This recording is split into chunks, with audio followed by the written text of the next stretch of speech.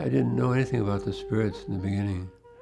I had no real spiritual experiences until I got tied up with the Indians.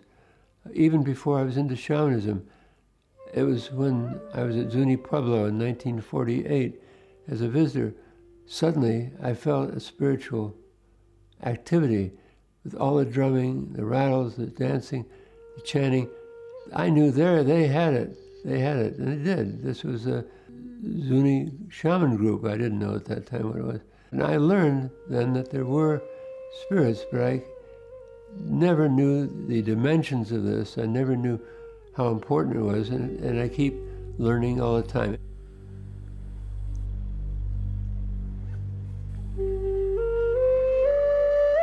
One of my favorite moments was visiting Michael and some of the most experienced shamans that he'd trained when he was working with the medicine man or medicine chief of the Paiute Nation here, who was trying to revive Wowoka's ghost dance. And the vision of Wowoka and the ghost dance was to bring together the white and red and yellow and brown people and black people, all people together, to reclaim the sacredness of humanity as a whole. Michael still carries that vision and that understanding, and so the Paiute medicine chief, who was a guy in his 40s, came to Michael and said, "How do we do this again?" And Michael was the living treasure to say, here's how you can do the dance, not as a dance, but as an invitation to open the gates between the worlds. And it just gave me chills to be there with him. It was wonderful.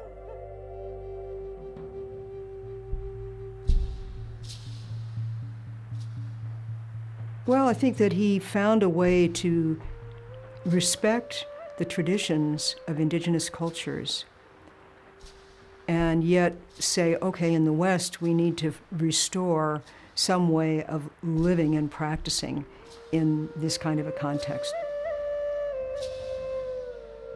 I think his main contribution has been mainly giving the public the ability to achieve altered states of consciousness.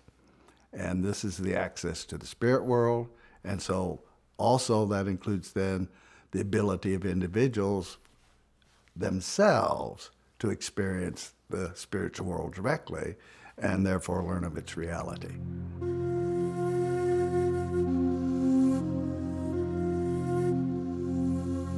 Well, my first language was Spanish. My parents moved to Bogota, Colombia when I was 6 months old, and I was raised by peasant Indian ladies who treated me like their child. So I've always had a warm place in my heart for Spanish speakers. And I lost my knowledge of Spanish, had to relearn at the university, but then with fieldwork going back to South America, it gradually came back. My academic training was primarily at the University of California at Berkeley, and then my real training was with indigenous peoples, because they were the real teachers, but I did not know that they would be my real teachers. In fact, I had started off in archaeology and only incidentally got in touch with indigenous people to try to help me understand what I was digging up in the Arizona and California desert. But I developed a new respect for them as being sources of knowledge. That's the song that I sing in the sweat lodges. And I suddenly got a grant to go to South America to do an ethnographic study of the Jibaro or Unsuri Shuar in eastern Ecuador. At this point, I knew nothing about shamanism. I had the common academic view that shamans were just crazy people. When I went to South America, my purpose was to find a tribe that had never been really touched by the West. Well, I went to the Shuar, or Jibaro, in eastern Ecuador. They had been touched by the West, but they were very interesting people. They had thrown out all the invaders over several hundred years, even though they were on the richest placer gold deposits in the world, and shrunk heads, they were famous for that. And the mystery was, what had made it possible for them to be independent? And that's what I got my grant for.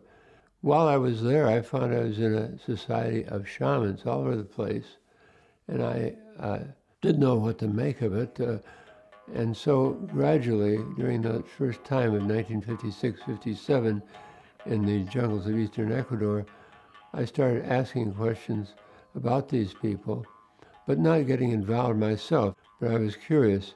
And as I asked questions, I gradually understood that they were people who controlled their apparent craziness. They weren't crazy at all. They changed their consciousness at will to heal people and see things in order to see things other people are missing in order to heal. But they were not indeed in any way crazy.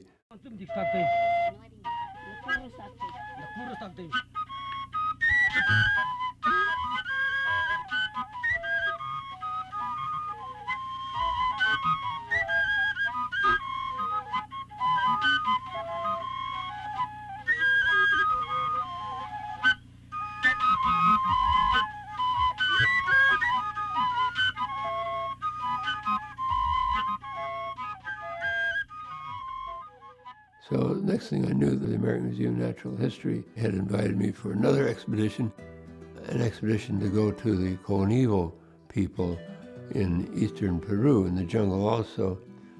So while there with the Coleen, I found a very isolated group. On a remote lake, you had to go from the Rio Ucayali up the Rio Tamaya, and then through sort of a hidden entrance to a massive lake that wasn't even on the maps at that time, about 25 miles long, deep in the jungle. And this is where the most conservative of the Coleen hid out. There weren't a lot of them, but there they were. And so stayed with them for the better part of a year.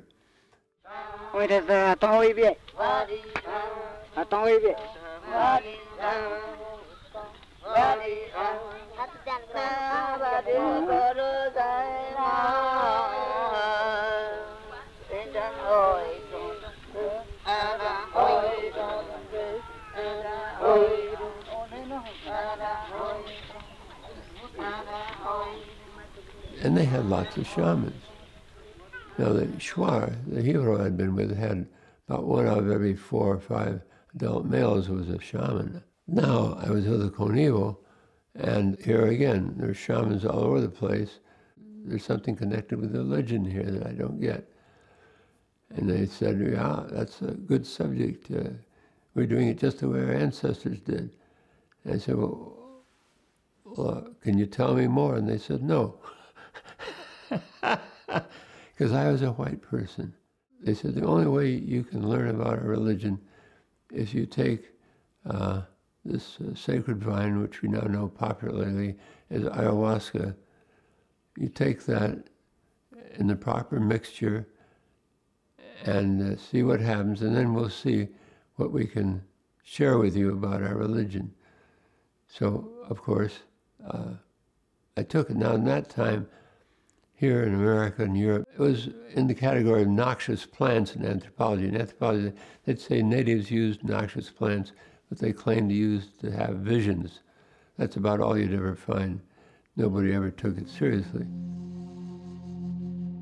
Now, today, there are so many versions of what's called ayahuasca. People today do not know how serious it can be. It has to be a wild plant, not a domesticated plant. So they went out, one of them went out into the jungle and collected the Banisteriopsis plant along with another plant which had its own indigenous name. You had to have 2 different plants to make the thing work. They knew just what to do.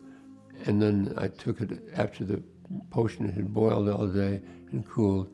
I took it after the sunset and told to lie down in this hut, which I did. And nothing happened for 10 minutes or so. And then gradually, I started seeing images in the ceiling of the hut, the thatch hut roof. And that was great. And other things started happening rather quickly. I wrote about the details of that ayahuasca experience in my book, The Way of the Shaman. My head was completely turned around because not only did I have lots of visions, I was being given information which, when I came out of the experience, the Indians said they'd never met anybody who on their first ayahuasca experience had gotten so much knowledge. And the shaman that I talked to about it, afterwards he said, "You surely can be a master at this work." So this was a head turner, to say the least, a life changer. And I continued working with the shamans there, but no ayahuasca experience was as powerful as that. Then I went on subsequently to did work with Shuar and Shuar shamans using ayahuasca, but this was the big event. And this is how my path got started to an interest in shamanism.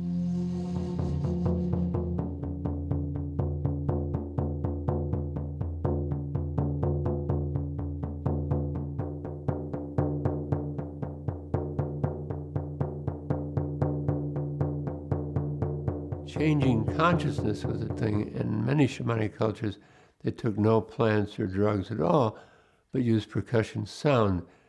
And even today, or recent years, if a shaman came to visit us, if I got out my drum, they could journey to the drum just as well. They know, almost instinctively, if you use the drum, you can get there too.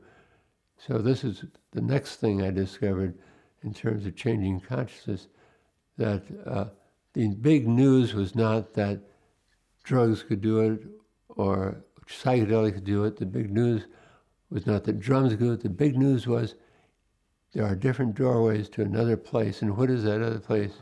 That is another reality.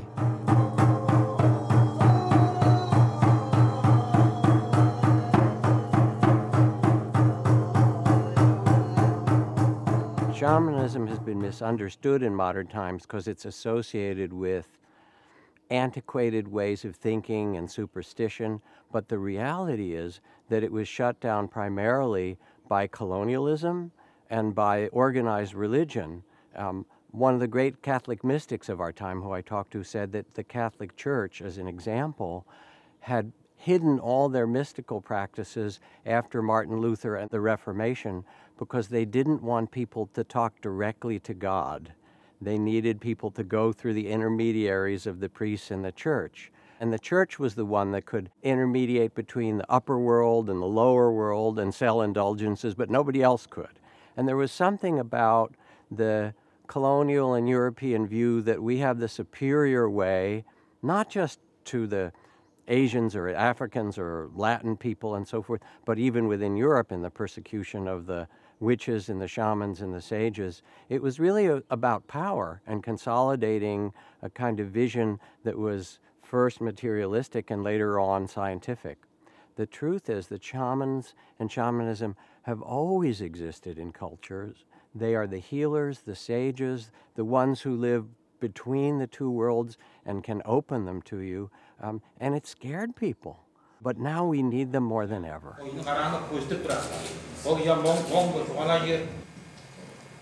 Shamanism is a spiritual practice that's found virtually all over the world from very far back in time. We don't know exactly how far back. I think there's good evidence that one can make a case for the cave paintings in Europe, and those are now being found to be 30,000 years ago or so.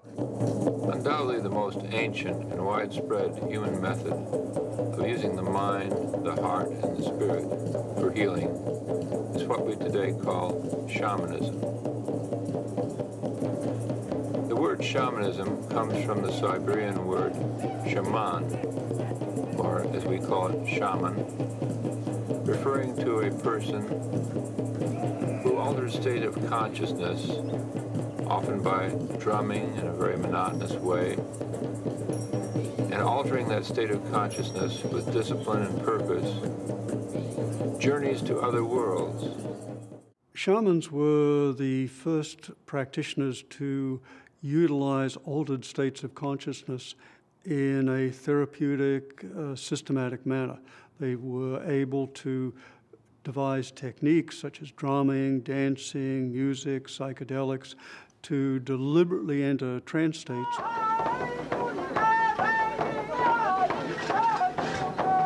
What we've lost as a culture, at least in the Western world, is a respect for altered states of consciousness. This used to be a very common thing. Every culture throughout history has respected altered states of consciousness, have had rites and rituals for achieving that. And we swept it all under the rug with a materialistic view of reality.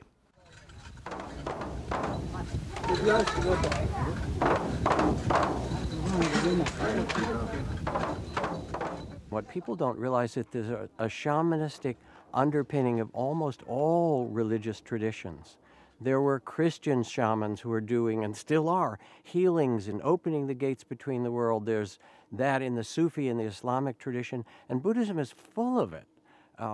I was in the 1960s living in a remote area between Laos and Thailand, and these old Tudanga monks would come out of the forest with their bags of roots and herbs and set up a tent and offer readings and healings and psychic connections. My own teacher's teacher was one of those who, like Milarepa in Tibet, would go to these remote valleys and make peace with the demons in the caves and pacify the spirits and give them a sense that they could find harmony in the natural world.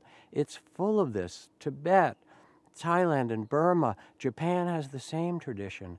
We've forgotten, we kind of tend to cleanse these religious traditions and make them modern and somehow simple and even vaguely scientific and historical, but they're really ahistorical.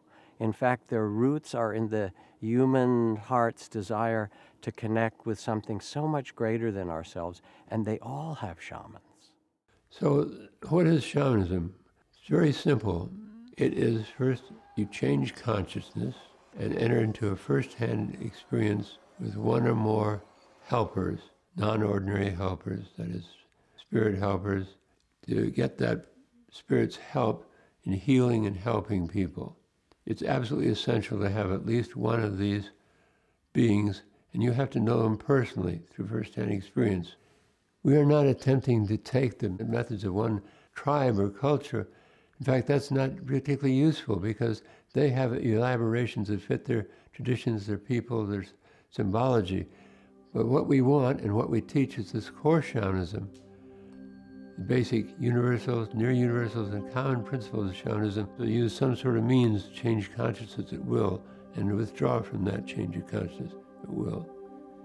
Journey to other worlds so that people with those journeys can learn for themselves the things that they lost. So the awareness of the spirits, the direct interaction with the spirits, the interaction to help others to be healed. These are basics. And what he did was he basically filtered out methodology, ways of doing shamanism that were appropriate and replicated from one culture to another. In doing so, he put together a methodology that not only represented what he calls core shamanism, he put together a way of doing it and made that method accessible to anyone.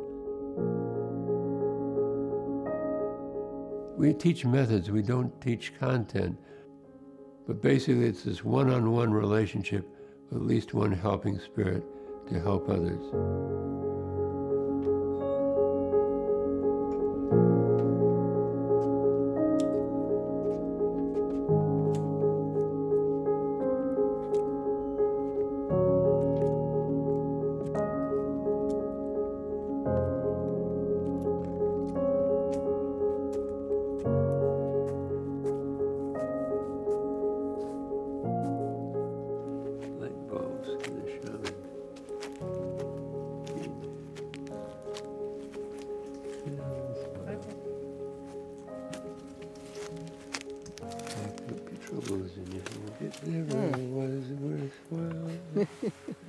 What's the use of worrying? It never was worthwhile. Oh, pack up your troubles and go. Smile, smile, Smile. Michael and I met in 1963 at UC Berkeley when I was a graduate student in the Department of Decorative Art, specializing in textiles, particularly indigenous textiles. I was sent by my thesis chairman to meet Dr. Harner because he had made an extensive collection of some of the materials I was using for my master's thesis. What I saw when Michael was in those early years in Berkeley was a man who deeply loved what he was doing. He had such a connection to anthropology, to people, to our history. So archaeology, ethnology, physical anthropology, it was all so vitalizing for him. Serious scholar, and he was totally committed to doing his research. Michael was just starting to develop a really more serious interest in shamanism. He had just published his first paper on it called Jivaro Souls. At first I came back from the Amazon, basically coming back to a culture that had no consciousness at all of shamanism or even of the psychedelic movement, and then it all started burgeoning, happening. So lots of things are converging together, yeah. For me, the most exciting part was the initial discovery in the 60s. The rock culture, the music culture, LSD, other consciousness-changing things that were happening within the culture. That period of discovery was very exciting. Well, I was living in two worlds because I was a professor of anthropology and doing all the academic stuff. This made things a bit complicated because I couldn't devote all the time I wanted. There were at Esalen these various gatherings.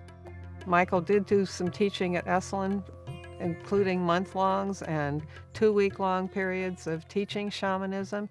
And invited a Native American shaman, S.E. Parrish, who was very famous among the Indian people, and a good friend of ours, a Pomo lady of Northern California, to be there, and also invited Carlos Castaneda.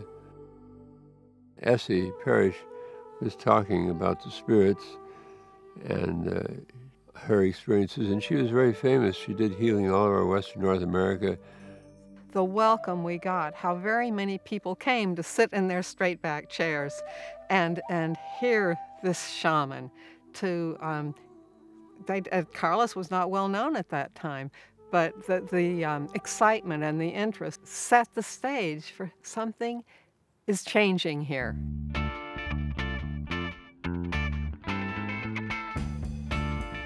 Things were happening in the Bay Area, and I was getting involved there with people involved in what was going to be known later as the psychedelic 60s. So I interacted a bit with Allen Ginsberg, for example. We both knew Allen quite well. So there was a culture arising that we had not expected. I met Michael for the first time in 1965 during my first trip to the United States. And then when we started doing Esalen month-longs, when we were inviting all people who were at the time on the cutting edge. And we invited regularly Sandy and Michael to do shamanic workshops. And there were some amazing things that happened during these workshops. We were then inviting them also to the international transpersonal conferences where they were offering workshops. We married, and then immediately he was offered a job at Columbia, so we went to New York for 1 year and stayed 28 years, going from New York to Connecticut after 6 years.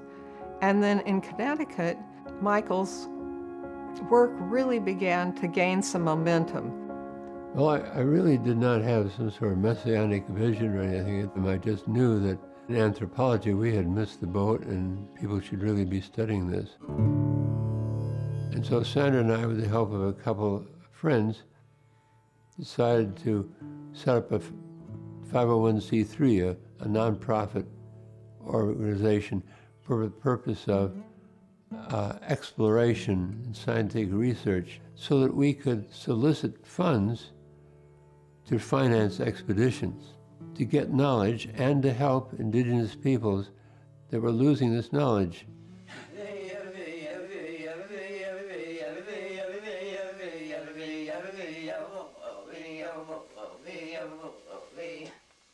Our first expedition was to the Caribou Inuit, west of Hudson Bay, and we went to the Arctic. We had been told that they wanted to have some experience with shamanism. We got there, and when we met some of the people were die-hard Episcopalians.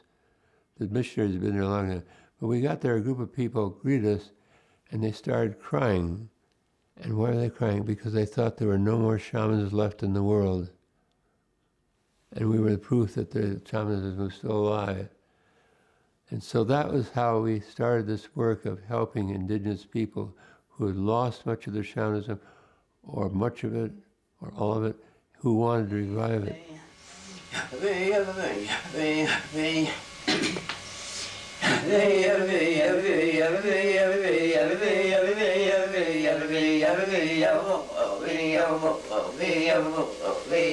I won't go into the details of what we did there, but I'll tell you, you couldn't drum out loud in a place like that.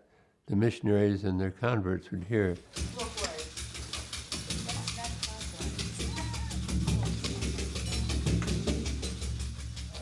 Is it always the spirits coming down to purify? Is it always the purification when this work is done? The spirits of the upper world come down, and but when you beat the drum, is it the instructions of the spirits from the upper world? Is that it? Spirits make you drum the drum. And different ways. По-разному. They tell me,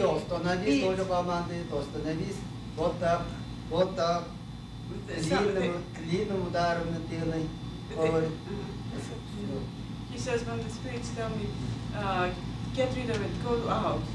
I do it as they say, but he says, but nobody will be harmed by it. It's like as if something evaporates. In 1979, Sandra and I started what we called the Center for Shamanic Studies. That center was just a mom and pop operation. That was only for the purpose of giving some workshops on, so other people would have a chance to understand, so they wouldn't have to go to the Amazon. So that was supplementing my regular academic work, which is still at the graduate faculty of the New School for Social Research in New York, where I was a professor of anthropology. He was teaching at the graduate faculty of the New School for Social Research. That's how I met him. I became his student. And for somebody who was just getting wound up and enamored on the notion of being an ethnographer, doing cultural anthropology, my intention in becoming an anthropologist was to work in the most remote, far-removed, distanced spot that I possibly could find. And Michael had done all that, and he had done it in spades, as they say. He had done it at a level that only a handful of anthropologists then and certainly now have gotten to do. He had gone to remote jungles in Ecuador and Peru, worked with people who were tribal peoples, fairly remote in where they lived and the way they lived. And that was what rang my bells and made me want to do it. We don't have all the answers. And doing anthropology, doing social science, requires that we learn from other people who are different from ourselves. And I believe that Michael's life is a legacy in that direction. Well, I guess a key point was when I published my book, The Way of the Shaman, that came out in 1980. Suddenly it was all very overwhelming. It was clear that there were a lot of people out there interested in what I'd been writing about. Now the dam broke, and everything started happening. And Sandra and I both were very busy. People came out of the woodwork, and there was a big response from a very select slice of society. about 1985, we could see that there was some serious interest, and we were able to take what had been an underlying premise of the value of shamanism, the importance of it for the contemporary world, and the need for it in terms of disappearing indigenous cultures and especially disappearing shamanism. And so that gave us an opportunity to create the foundation for shamanic studies. And our mission is to save shamanic knowledge, then to study it, and then to transmit it, as such as for teaching.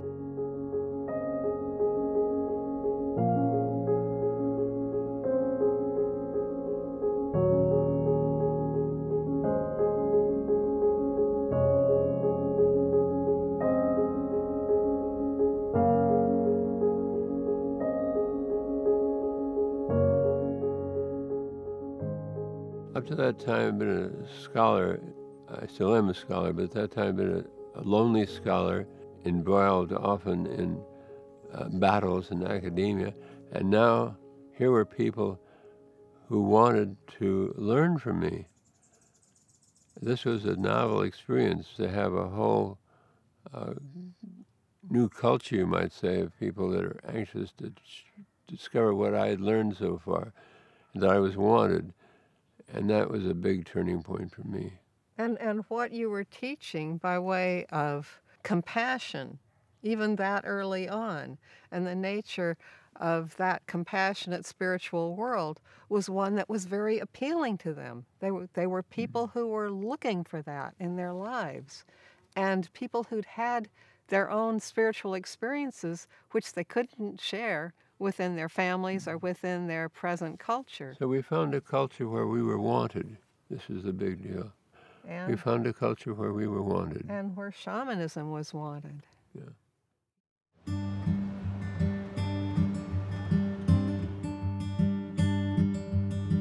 I want to talk about Sandra's role a little bit.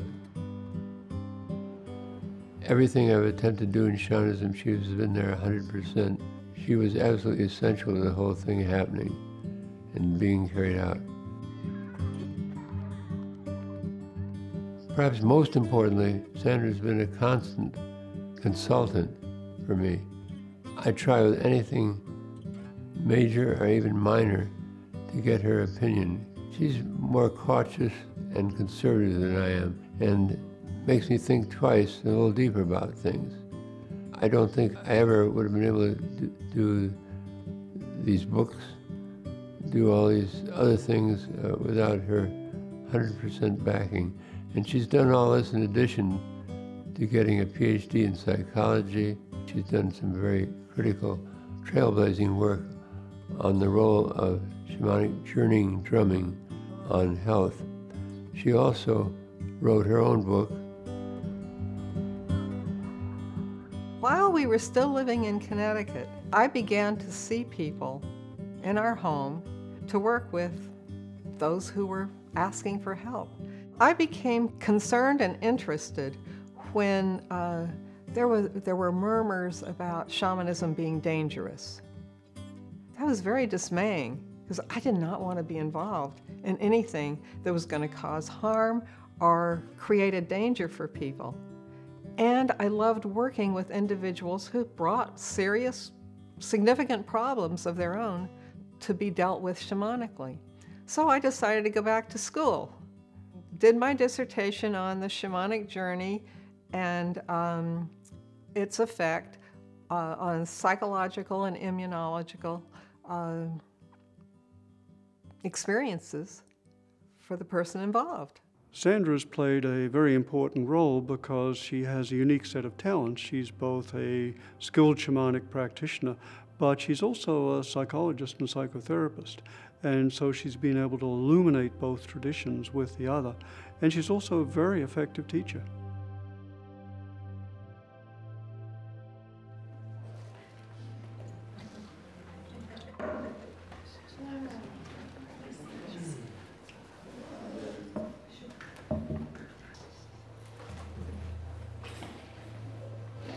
One of the centerpieces of shamanic work is what we call the shamanic journey. And the shamanic journey is when a person in an altered state accesses what we would call an alternate reality. And so we travel out of this ordinary reality to these other worlds that are inhabited by compassionate beings. Spirits, we call them. Susan Mokelke has been absolutely fantastic. She began with us as a student and showed up at every step of the way. And she worked with Michael, apprenticing really to him. Susan is now a full-fledged president. There was a period during which she had to be trained about 5 years because we run a very complex operation. I act primarily as advisor to her. Sandra acts as an advisor also. And as we drum, invite your spirits to come and powerfully be here with you. She brings her own complex of interests and passions, which are a beautiful fit to what we want to do and want the foundation to do as we move forward. I circle around the boundaries of the earth. I circle around the boundaries of the earth. First thing you do in a journey oftentimes is you do a journey of exploration. And this is the journey outside of time, outside of space, really, where you learn how to access these other dimensions of reality through rhythmic sound, typically drumming. Oftentimes rattling.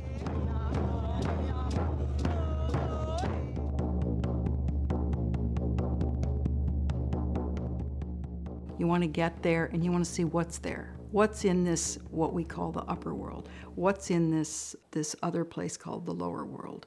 And typically what you'll find is you find spirits, if you will, in human form, and you'll find spirits in animal form.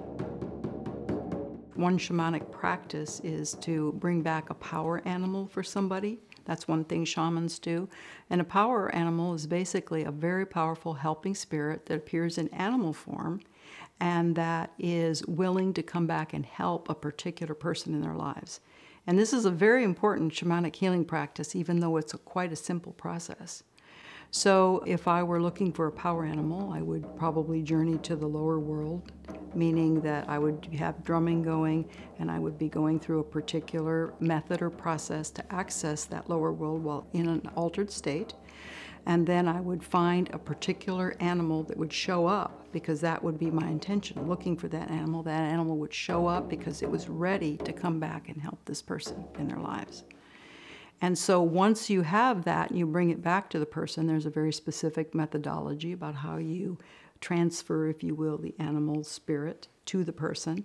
And then that person has a very powerful helping spirit, a powerful protector. And the shamanic journey is really if you will, the centerpiece of our work. And in this practice, with the drum beat, we learn how to access these sources of wisdom, the spirits. And about 90% of them can journey without much difficulty, journey to another world. We just give them general instructions how to get to the lower world and what to do, such as meeting an animal, an unknown animal, we don't specify what, and then seeing what happens. Going to the upper world, meet a teacher. We don't know who that'll be. We don't know exactly where they'll find them. So we want them just to get out there, start discovering that there is a whole other reality, and come back with their mind blown.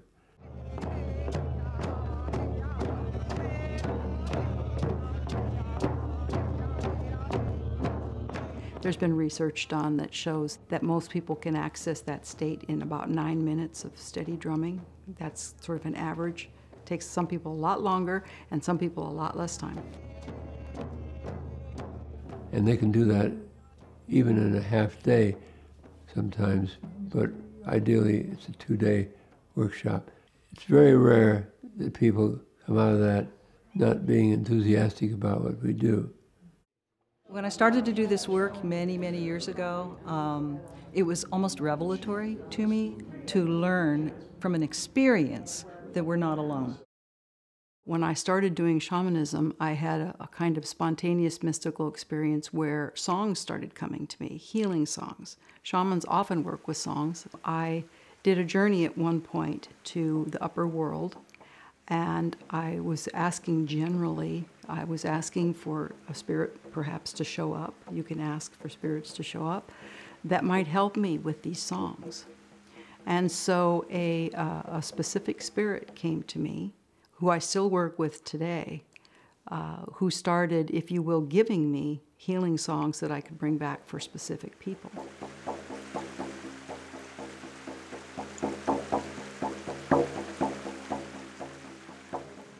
Susan is a powerful shaman. I feel like this is what a powerful shaman looks like, someone who's very unassuming. You would never know what this woman is capable of doing as a shaman upon meeting her.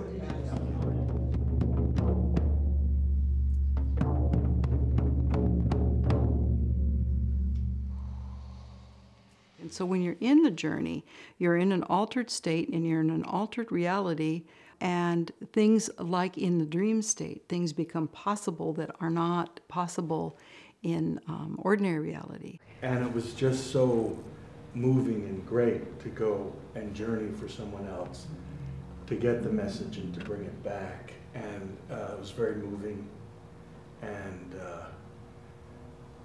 just a real wonderful time.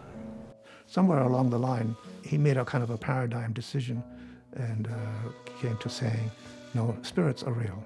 That's it, forget it. You know, I'm no longer going to pussyfoot around here and call it a metaphor or something else. He said, I call it a metaphor, yeah, for what? Spirits are real just like you and I are real. And just because you can't see them in your ordinary condition, that doesn't prove anything. There's lots of things you can't see in your ordinary conditions. But you can work with them, you can know them. And this is profoundly significant. Really, he's opening up the world of our ancestors to people and, contemporary people. And the use of the journey work and the use of shamanism to, to help heal. I guess we could speak about it. It's almost like it's like a meditation, but it's a very active meditation. And so you're working with the spirits, and so it's bringing the spirits to people. The spirits we work with are compassionate spirits, but they no longer, as spirits, can effect changes without a medium or a middleman or middle person, middle woman that acts as the midwife between realities. The people who see spirits are people who are able to alter their consciousness, their states of consciousness. And that's what it's all about. The spirits exist at a different level of consciousness, and we have the ability to access that level. So if you want to get a help of a compassionate spirit, which is the only spirits we work with, why would they bother? Why are they compassionate? Well, we found out that they are typically people whose souls have transcended this middle world, this reality, and are in a much better place. And the shaman's job is to go back and forth with realities, bring them and their help here, work with them as one, do the healing, and then return and thank them. Humans have to ask for a spirit, but it's the spirits who decide whether they're going to come and help you or not. So once they do, then yes, you form this relationship, and it's a personal relationship between you and your spirit. Your spirit will tell you what you have to do in order to call them back, a certain song, maybe set up a certain altar display, those kind of things. There's nothing to fear in this practice called shamanism. The ways in which various formal religions have treated it historically over the years seems inappropriate to me, and not necessary, and foolhardy. Shamanism is a spiritual ecology. You don't need to tell anybody about what they're going to find in their journeys. In their journeys, they're going to find themselves talking with animals, with plants, spirits of nature. They get in communication on a heartfelt level. So when we take this knowledge, it's not just for healing individuals, learning to heal, but it's learning for healing our hearts and learning that we are not alone, that we are part of a larger web of life, and that when we destroy part of that, we're destroying ourselves.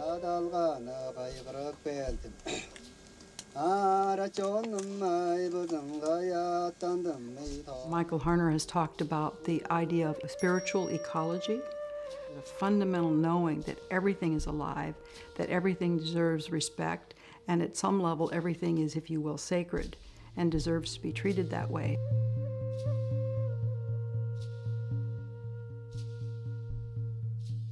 The big message of shamanism was we're not alone. We really realize, yeah, as humans, here we are on the planet, but everything living has a spirit. And so if we are all kind of connected spiritually as well as physically in our lives, and we understand that there's a support system spiritually, resources for help and healing and guidance and growth and all the good stuff, wow. And that it's non-denominational. Nobody is telling you how it is going to be for you. They just give you very basic methods to make your own connection.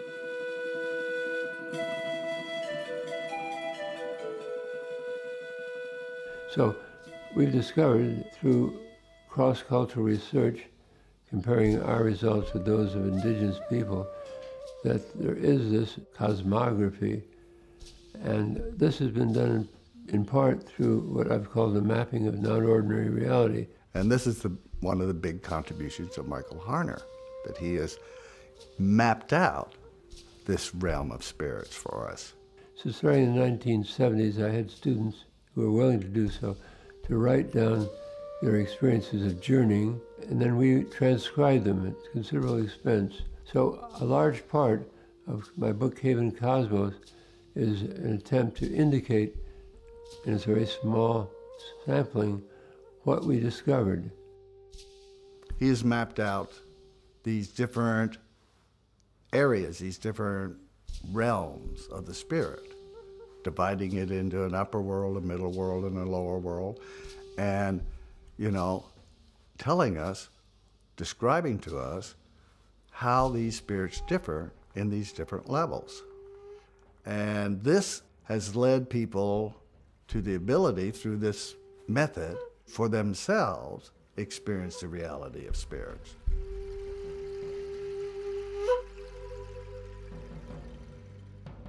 A person may come to a shamanic practitioner with some complaints. I'm feeling exhausted. I'm sick all the time. I'm so unhappy. I don't know what's wrong with me. Whatever the complaint is, an ethical first move for the shamanic practitioner is to make their own journey.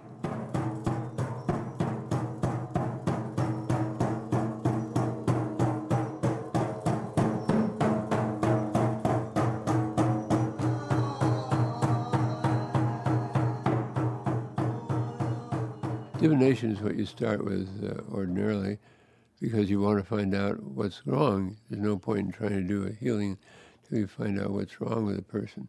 It's asking the spirits for answers to questions or insight. I think of it in some senses as spiritual problem solving. With the divination, there are several ways to do it. Depends on the kind of situation, what the patient tells you. If the patient tells you they have pains in a certain part of the body, that's one kind of divination. If the patient says, I'm having nightmares, or the patient is confused, there's another kind of divination for that. And so the different types of divinations are used. Only healing is done when you're asked to do it. You don't go around telling people they should be healed.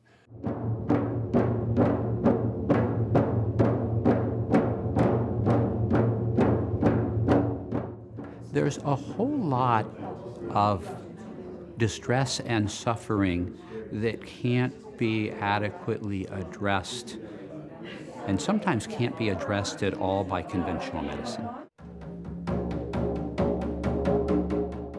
Shamanism always works in conjunction with other methods. Even in indigenous cultures, there'll be some people that specialize in bone setting or massage or plant medicine. Contrary to popular belief, shamans aren't particular experts in plants, they're experts in spirits. So the shaman works in conjunction with these other traditional practitioners, but also in the modern world, the shaman works in complete harmony with modern medicine. Likewise, when I was in the Amazon, Indians would be recommended by a shaman to go to the missionaries to get a shot of penicillin or aspirin. There was no threat to the shamans. The shamans were dealing with the spiritual side of illness. We have many medical personnel now that attend our workshops, and one of the reasons they attend is because they say that in their practices they see that something is missing from traditional Western medicine, and that what is missing seems to be the issue of soul, which shamanism does work with. I found the people themselves very affected by the work that I've sometimes done with them. And in the professional domain, where I'm not explicitly using shamanic techniques, I think I'm inspired by my experiences, and it allows me a different use of my intuition, a more profound use of my intuition.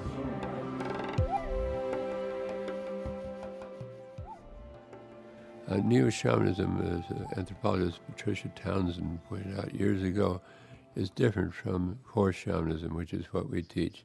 Neo-shamanism is basically a montage of Native American things that people have picked up or picked up elsewhere, and they just glue them together in some way and have ceremonies, and that may include the sacred pie or sweat lodges.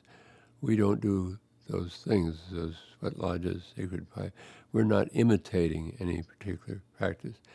We are dealing with the core basic principles and practices worldwide of shamans, universal practices and principles, or nearly universal, that are independent of particular cultures, not by imitating cultures, but by, through decades of research, finding what's really going on in shamanism and teaching that.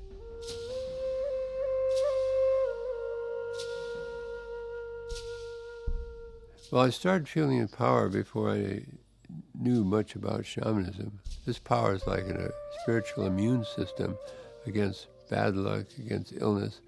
So when the students are taught eventually to become shamans, and they can only become shamans if they have the power, no matter how much we teach them. If you're filled with it, and you know you can do a healing, if there's no question in your mind that you can do a healing, you know they have the power. If at any point you say to yourself, oh, I wonder if I can do the healing, you don't have the power. So you operate with complete certainty. The certainty comes, however, not out of egotism, but out of experience doing spiritual work and calling upon that power to be with you. But when the power comes, suddenly your body feels different. Even when I talk about it, my arm starts shaking because it reawakens it. You can't really talk about these things without awakenings and things like this. That's why we usually don't talk much about them, because you start going into another state. And you have to also know how to ethically use that power for good, because we've all experienced abuse of power. And so these spirits, through a trained shaman who understands this, can be accessed, and that wisdom and power can be brought here to help solve problems, to help do direct hands-on healings.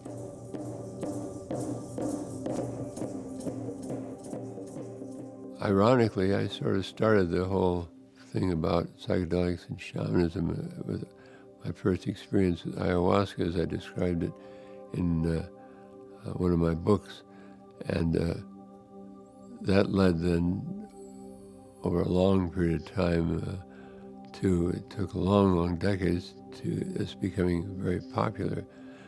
And that's fine if people do it right. They don't have adequate respect for the spirit of ayahuasca. They think it's just a chemical compound. It's more than that. They are used in the shamanic cultures as sacred tools, respected, ritualized, and used only after very careful preparation and training. Shamanism, whether it's using psychedelics or they use some other, what I call technologies of the sacred, is it one of the major branches of transpersonal psychology. Particularly the part I call holotropic states, certain really important subgroup of non-ordinary states of consciousness. When you experience these states or you work with them, you learn, new things which are very revolutionary, paradigm breaking. As part of our process of preserving indigenous shamanism and helping indigenous peoples so that they can maintain their shamanic practices, we established what we call the Living Treasures of Shamanism program. We find master shamans who are in areas where their shamanism is in danger of being lost, and we make them what we call a living treasure of shamanism, and they get a yearly stipend from the foundation to encourage them.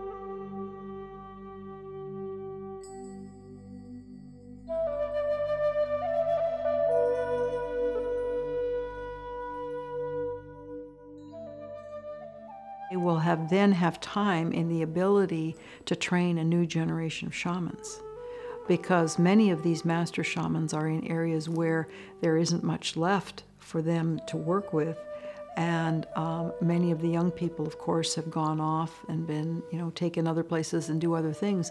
And oftentimes shamanism will skip a generation of people. If there is something there to come back to, and there is a master shaman who can pass on these things, then the tradition can live again. The result has been an archive and a record of a number of shamans around the world who otherwise would never have been noticed and or remembered.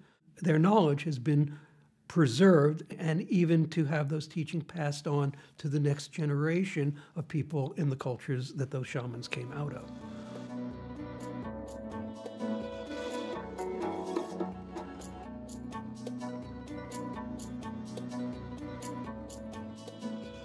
The Shamanic Knowledge Conservatory is a great archive of shamanic materials that have been collected over the last almost 50 years.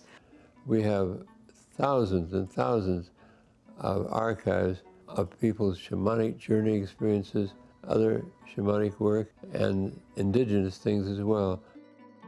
Things like media and artifacts. We have some of Michael's field notes from when he was in the Amazon in the late 50s and 60s. Another very important part of the Shamanic Knowledge Conservatory is that we have information that's been categorized and digitalized from about 396 shamanic cultures around the world. This headdress you see is from Northern California, and it's just one of many objects that represent survivals and cultures of shamanism and shamanistic practices that no longer are well known or even have disappeared.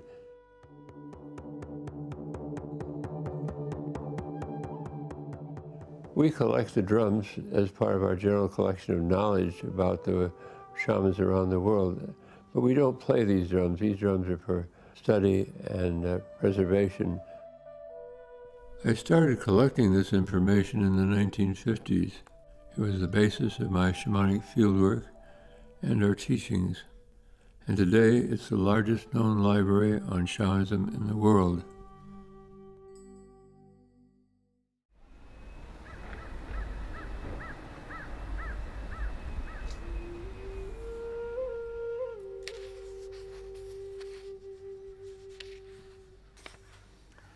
Michael's contribution is enormous. It's like saving the rainforests or bringing Pompeii back to life or something. He saw and was touched in his own immediate life of working with shamans that this ancient and universal tradition could still be kept alive, and we need it in the world. We need the way of connecting with the natural world, with the world of spirit, with the sacred. We live in a culture that's the absence of the sacred. He's, in my mind, the singular most important person in the revival of shamanism around the world, and the sustaining of it so that this human treasure is really here for us for generations ahead. The thing I appreciate so much about what Michael initiated was bringing this ancient knowledge, path of knowledge and path of healing back into the modern world. He's very funny. I don't know how much opportunity you've had to be around him, but he cracks a lot of jokes. And it's good medicine. And it puts a lot of people at ease. And it's also good for the heart. I think one of Michael's geniuses is, again, that he's not only quite a scientist and very grounded and very pragmatic, he also has a tremendous sense of curiosity and a very open-minded look, particularly at native peoples and people who think differently. He would observe things, and he would not then try to speculate or make up what they were doing. He would ask them, and he would listen to what they had to say. It's very rare that a new tradition is introduced into a culture, and in the last century we've had 3 new traditions introduced. What Yogananda did for Hinduism and what D.T. Suzuki did for Zen, Michael Harner has done for shamanism, namely introduced a tradition and its practices into the West. I thought we were going to have a nice, staid, academic life. The fact is that they've been tremendously influential in the revitalization of shamanic practices around the world.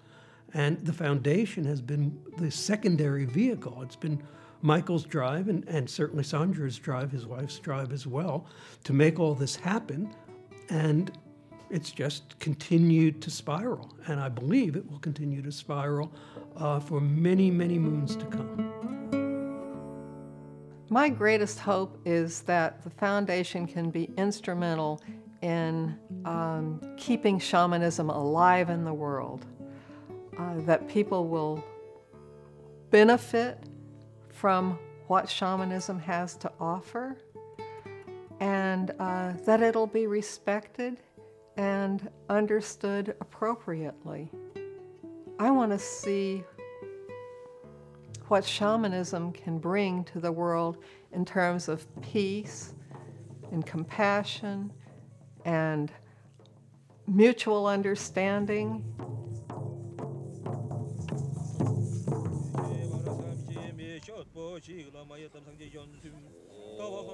Well, my hopes for shamanism are really tied in with my hopes for the future of the world.